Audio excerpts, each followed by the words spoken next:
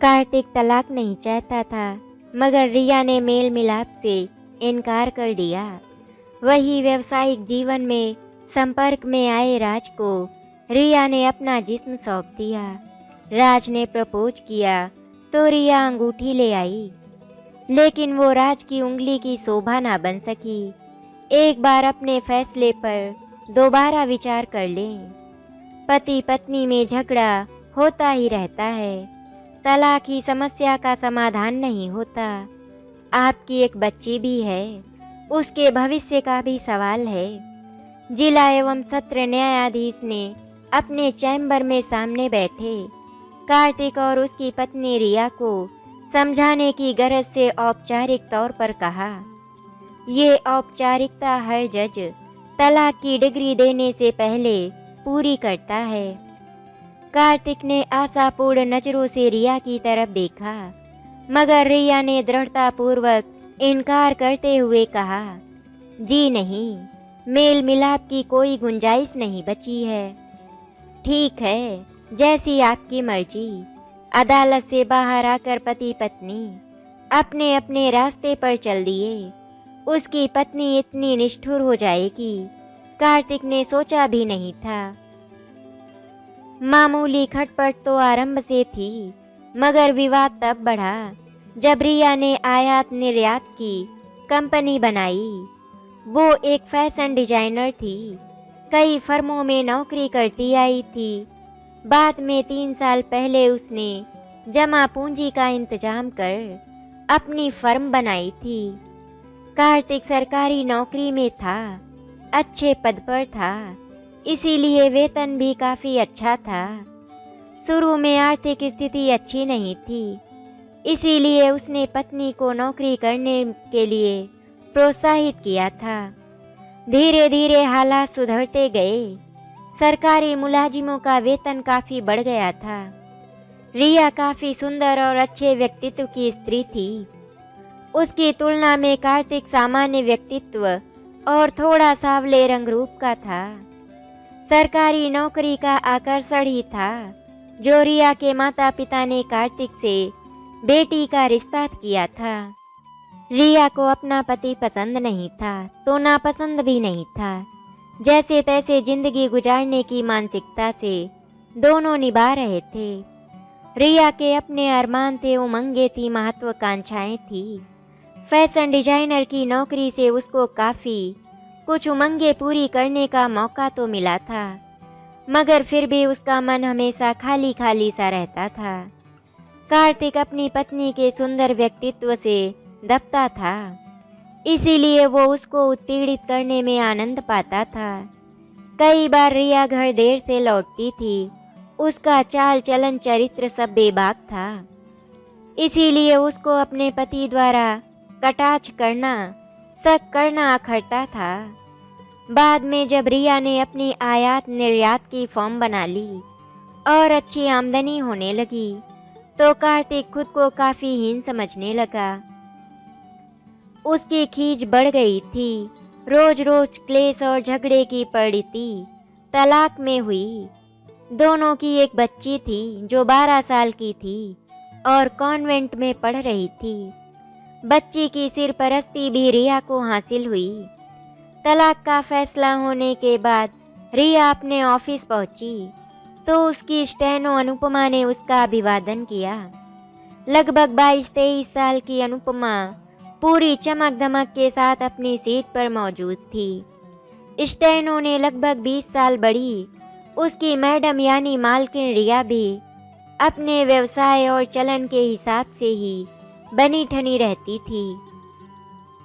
वो अपनी फिगर का ध्यान रखती थी। उसका पहनावा भी अवसर के अनुरूप होता था। रिया को स्टेनो अनुपमा ने मोबाइल से ऑफिस में बैठे विजिटर के बारे में बता दिया था। उसने स्वागत कक्ष में बैठे आगंतुकों की तरफ देखा। कई चेहरे परिचित थे तो कुछ नए भी। सभी का मुस्कुराकर मुंह का अभिवादन करती वो अपने कक्ष में चली गई। मिलने वालों में कुछ वस्त्र निर्माता थे तो कुछ अन्य सामान के सप्लायर। एक एक कर सभी निपट गए। अंत में एक सुंदर लंबे कद के नौजवान ने अंदर कदम रखा। उसका विजिटिंग कार्ड लेकर रिया ने उसको बैठने का इशारा किया। राज बत्रा MBA, आयात निर्यात प्रतिनिधि। साथ में उसका पता और मोबाइल नंबर दर्ज था। मिस्टर राज, आप एक्सपोर्ट एजेंट हैं? जी हाँ। कितने समय से आप इस लाइन में हैं? 2 साल से। आपके काम का एरिया कौन सा है? सिंगापुर और अमेरिका। क्या आपके पास कोई एक्सपोर्ट ऑर्डर है? बहुत से हैं। कहने के साथ राज बत्रा ने अपना ब्रीफकेस खोला और सिले सिलाए वस्त्रों के नमूने निकालकर मेज पर फैला दिए। साथ ही उसकी डिटेल्स भी समझाने लगा। कुछ परिधान जनाना, कुछ मर्दाना और कुछ बच्चों के थे। इन सब की प्रोसेसिंग में तो समय लगेगा। रिया ने सभी ऑर्डरों के वितरण समझाने के बाद कहा, कोई बात नहीं, हमारे ग्राहक इंतजार कर सकते हैं। क्या कमीशन लेते हैं आप? 5%। बहुत ज़्यादा है, हम तो 3% तक ही देते हैं। मैडम, मेरा काम स्थायी और कम समय में लगातार ऑर्डर लाने का है। दूसरे एजेंटों के मुकाबले में मेरा काम बहुत तेज है। राज बत्रा के स्वर में आत्मविश्वास था, जिससे रिया बहुत प्रभावित हुई। ठीक है मिस्टर राज, फिलहाल हम प्रोसेसिंग के बेस पर आपके साथ एक्सपोर्ट ऑर्डर ले लेते हैं। काम का भुगतान होने के बाद आपको 5% कमीशन दे देंगे। ठीक है मैडम, क्या आप रसीद या लिखित में कोई करार करना चाहते हैं? नहीं, उसकी कोई ज़रूरत नहीं है, मुझे आप पर विश्वास है। कहता हुआ राज बत्रा उठ खड़ा हुआ, अपना ब्रीफकेस बंद किया और बेस्ट ऑफ लक कहता हुआ चला गया। रिया उसके व्यक्तित्व और बेबाक स्वभाव से प्रभावित हुई। थोड़े दिनों में राज बत्रा के निर्यात आदेशों में अधिकांश सिरे चढ़ गए। रिया की कंपनी को पहली बार ढेर सारा काम मिला था। राज ने भी भारी कमीशन कमाया। फिर कामयाबी का सिलसिला चल पड़ा। राज बत्रा नियमित ऑर्डर आने लगा। बाहर जाने, विदेशी ग्राहकों से मिलने, बात करने, डील फाइनल करने आदि कामों के सिलसिले में रिया राज के साथ जाने लगी। नियमित मिलने जुलने से दोनों करीब आने लगे। राज बत्रा इस बात से काफी प्रभावित था कि रिया एक किशोर वय की बेटी की माँ होने के बाद भी काफी जवान नजर आती थी। एक दिन ऐसा भी आया जब दोनों में सभी दूरियां मिट गईं। अपने प्रौढ़ावस्था के पुराने ख्यालों के प्रति तुलना में राज बत्रा स्वाभाविक रूप से ताजा दम और जोशीला था। एक रोज सहवास के दौरान राज बत्रा ने कहा, मुझसे शादी करोगी? इस सवाल पर रिया सोच में पड़ गई। राज उससे काफी छोटा था। उसको हम उम्र या छोटी उम्र की लड़कियां आसानी से मिल जाएंगी।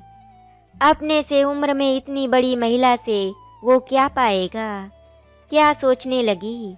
रिया को बाहु पास में कसते हुए राज ने कहा, कुछ नहीं, जरा तुम्हारे प्रस्ताव पर विचार कर रही थी। मैं तुमसे उम्र में बड़ी हूँ, तलाकशुदा हूँ, एक किशोर लड़की की माँ हूँ। तुम्हें तुम्हारी उम्र की लड़की आसानी से मिल जाएगी। मैंने सब सोच लिया है, फिर भी फैसला लेने से पहले सोचना चाहती हूँ। इसके बाद राज और रिया काफ़ी ज़्यादा करीब आ गए। दोनों में व्यवसायिक संबंध काफ़ी मजबूत हो गए। राज अन्य फर्मों को निर्यात के ऑर्डर देने से कतरने लगा। उसकी कोशिश थी कि ज़्यादा से ज़्यादा काम रिया की कंपनी को मिले। रिया भी उसे पूरा काम देने लगी। उसने अपने दफ्तर में राज के बैठने के लिए एक कैबिन बनवा दिया, जो उसके कैबिन से सटा हुआ था। धीरे धीरे अनेक ग्राहकों को, जो पहले रिया के ग्राहक थे, राज अपने कैबिन में बुलाकर हैंडल करने लगा। ऑफिस स्टाफ को भी राज अधिकार के साथ आदेश देने लगा। मालकिनिया मैडम का खास होने के कारण सभी कर्मचारी ना चाहते हुए भी उसका आदेश मानने लगे। अभी तक राज रिया के हर ऑर्डर पर कमीशन लेता था। रिया ने उसको कभी अपने व्यापार का हिसाब किताब नहीं दिखाया था, मगर वो कभी कंप्यूटर से और कभी लेजर बुक से भी व्यापार के हिसाब किताब पर नज़र रखने लगा। अभी तक राज फर्म का प्रतिनिधि और एजेंट ही था। उसको किसी सौदे या डील को फाइनल करने का अधिकार नहीं था। ऐसा करने के लिए या तो वो फर्म का पार्टनर बनता या फिर उसके पास रिया का दिया अधिकार पत्र होता, मगर एकदम से उसको ये सब हासिल नहीं हो सकता था।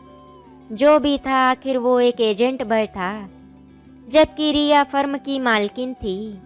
वो एकदम से रिया से पावर ऑफ अटॉर्नी देने को या पार्टनर बनाने को नहीं कह सकता था। इसीलिए वो अब फिर से रिया से विवाह के लिए कहने लगा था। शादी किए बिना भी हम इतने करीब हैं, फिर शादी की औपचारिकता की क्या ज़रूरत है? रिया ने हंसकर कहा, मैं चाहता हूँ कि आप मेरी होम मिनिस्टर कहलाएं। आप जैसी इतनी कामयाब और हसीन खातून का खादिम बनना समाज में बड़ी इज्जत की बात है। राज ने सिर नवाकर कहा। इस पर रिया खिलखिलाकर हंस पड़ी। आखिर कोई स्त्री अपने रूप की प्रशंसा सुनकर खुशी होती है। उस शाम राज उसे एक 5 स्टार होटल के रेस्टोरेंट में खाना खिलाने ले गया। वहीं एक ज्वेलरी शोरूम से हीरे जड़ित एक ब्रेसलेट लेकर भेंट किया तो रिया और भी अधिक खुश हो गई। इन 3 दिनों के बीच में किसी विदेशी फर्म को एक सौदे के लिए भारत आना था, जिसे अभी तक रिया खुद ही हैंडल करती आई थी। राज भी इस फर्म के प्रतिनिधि के रूप में रिया के साथ उस फर्म के प्रतिनिधि से मिलना चाहता था। इस बार का सौदा काफ़ी बड़ा था। दोपहर को रिया के दफ्तर में मिस रोज, जो एक अंग्रेज महिला थी, उन्होंने रिया और राज से बातचीत की। सौदा सफल रहा। राज ने भी अपनी बातों का भरपूर उपयोग किया। मिस रोज भी राज के व्यक्तित्व से खासी प्रभावित हुई। फिर कॉन्ट्रैक्ट साइन हुआ। रिया कंपनी की मालकिन थी, अतः साइन उसी को करने थे। राज खामोशी से सब देखता रहा था। मिस रोज विदा होने लगी तो रिया ने उसको सौदा फाइनल होने की खुशी में रात के खाने पर एक 5 स्टार होटल के रेस्टोरेंट में आमंत्रित किया। मिस रोज ने खुशी खुशी आना स्वीकार किया। उस शाम रिया ने ऑफिस जल्दी बंद कर दिया। फ्लैट पर नहाकर अपनी ब्यूटिशियन के यहाँ गई। नए अंदाज में मेकअप करवाने के बाद अब रिया और भी दिलकश लग रही थी। ब्यूटी पार्लर से निकलकर रिया अपने लवर के पास गई। आज राज को उसे अपना पक्का फैसला सुनाना था। ज्वेलर्स के यहाँ से राज को देने के लिए उसने एक महंगी हीरे जड़ित अंगूठी खरीदी। मिस रोज ठीक समय पर आ गई। वो नए स्टाइल के स्कर्ट और टॉप में थी। उसने हाई हील के महंगे सैंडल पहने थे। गहरे रंग के स्कर्ट व टॉप उसके बेहद दूधिया सफ़ेद रंग पर काफ़ी फब रहा था। आज बत्रा भी गहरे रंग के नए फैशन के इवनिंग सूट में था। अपने गोरे रंग और लंबे कद के कारण वो शहजादा गुलफाम लग रहा था। तीनों ने हाथ मिलाए, फिर पहले से बुक की गई मेज के इर्द गिर्द बैठ गए। वेटर चांदी के ग्लासों में ठंडा पानी सर्व कर गया। थोड़ी देर बाद वही वेटर उनके पास आया और सिर नवाकर खड़ा हो गया। तो रिया ने ड्रिंक लाने का ऑर्डर दिया। थोड़ी देर बाद वेटर ऑर्डर सर्व कर गया। सभी अपना अपना ड्रिंक पीने लगे। तभी हॉल की बत्तियां बुझ गई। डाइस पर धीमा धीमा संगीत बजने लगा। हॉल में एक तरफ डांसिंग फ्लोर था। कुछ जोड़े उठकर डांसिंग फ्लोर पर चले गए। वहाँ का माहौल बहुत रोमानी था। राज ने अपना ग्लास खत्म किया और उठ खड़ा हुआ। सिर नवाता हुआ मिस रोज की तरफ देखता हुआ बोला, let us have a round. Miss Rose मुस्कुराई। उसने अपना ग्लास खत्म किया और उठकर अपना बायां हाथ राज के हाथ में थमा दिया। उसकी पीठ पर अपनी बाह फिसला राज उसे डांसिंग फ्लोर की तरफ ले गया। दोनों साथ साथ थिरकने लगे। रिया ईर्ष्यालु नहीं थी, उसने कभी ईर्ष्या नहीं की थी, मुकाबला नहीं किया था, मगर आज जाने क्यों ईर्ष्या से भर उठी थी। हालांकि वो जानती थी आयात निर्यात के धंधे में विदेशी ग्राहकों को एंटरटेन करना व्यवसाय सुलभ था। कोई अनोखी बात न थी, मगर आज वो एक खास मकसद से राज के पास आई थी। इस खास अवसर पर उसका किसी अन्य के साथ जाना, चाहे वो ग्राहक ही क्यों ना हो, उसे सहन नहीं हो रहा था। पहला राउंड खत्म हुआ। राज बत्रा चहकता हुआ मिस रोज को बाहों में पिरोए वापस आया। मिस रोज ने कुर्सी पर बैठते हुए कहा, रिया जी, आपके साथी बत्रा बहुत मंझे हुए डांसर हैं। मेरी तो कमर टूट रही है। मिस रोज, ये डांसर के साथ साथ और भी बहुत कुछ है, रिया ने हंसते हुए कहा। बहुत कुछ का क्या मतलब है? ये मिस्टर बत्रा धीरे धीरे समझा देंगे। डांस का दूसरा दौर शुरू हुआ। राज उठ खड़ा हुआ। उसने अपना हाथ मिस रोज की तरफ बढ़ाया। I am sorry mister Batra, मैं थक रही हूँ, आप अपनी पार्टनर को ले जाएं। मिस रोजी ने अर्थपूर्ण नजरों से रिया की तरफ देखते हुए कहा। इस पर राज बत्रा ने अपना हाथ रिया की तरफ बढ़ा दिया। रिया निर्विकार ढंग से उठी। राज बत्रा ने अपनी एक बाह उसकी कमर में पिरोई और उसे अपने साथ सहारा देकर डांसिंग फ्लोर पर ले गया। रिया पहले भी राज के साथ डांसिंग फ्लोर पर आई थी, मगर आज उसको राज के बाहुपास में वैसी शिद्दत, वैसा जोश, उमंग नहीं महसूस हुआ जिसे वो हर डांस में महसूस करती थी।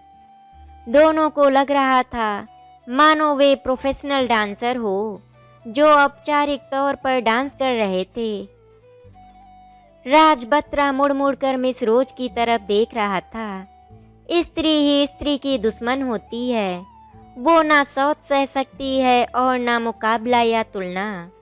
राज बत्रा अनजाने में ये सब कर उसे उत्पीड़ित कर रहा था। आज से पहले रिया ने कभी राज बत्रा के व्यवहार की समीक्षा नहीं की थी। उसने अपने दफ्तर और व्यापार में उसकी खामखा की दखल अंदाजी और अनावश्यक रौब जमाने की प्रवृत्ति को ये सोचकर सह लिया था कि वो उससे शादी करने वाली थी, मगर आज मात्र 1 घंटे में उसकी सोच बदल गई। उसके पूर्व पति ने अपनी हीन भावनावश उसको हमेशा सताया था, बेवजह शक किया था। राज बत्रा उसके पूर्व पति की तुलना में प्रभावशाली व्यक्तित्व का था। वो भी कल को शादी के बाद उसे सता सकता था। एक बार पति का दर्जा पाने पर या पार्टनर बन जाने पर कंपनी का सारा नियंत्रण अपने हाथ में ले सकता था। आज मात्र एक नई उम्र की हसीना के रूबरू होने पर उसका ऐसा व्यवहार था। कल न जाने क्या होगा। राज बत्रा को भी मिस रोज, जो आयु में रिया से काफ़ी छोटी थी, ताजे और खिले गुलाब जैसी लगी थी। उसकी तुलना में रिया एक पके फल जैसी थी, जिसमें मिठास पूरी थी, मगर ये मिठास ज़्यादा होने पर उबा देती थी। डांस का दूसरा दौर समाप्त हुआ। कई महीने से जो फैसला न हो पाया था, मात्र 45 मिनट के डांसिंग सेशन में हो गया था। नई मोमबत्तियां लग गई। खाना काफ़ी लजीज था। मिस रोज ने खाने की तारीफ के साथ आगे फिर मिलने की बात कहते हुए विदा ली। राज बत्रा उसे छोड़ने बाहर तक गया। रिया निर्विकार भाव से सब देख रही थी। मिस रोज को छोड़कर राज वापस आया तो बोला, रिया डार्लिंग, आज आपको अपना फैसला सुनाना था।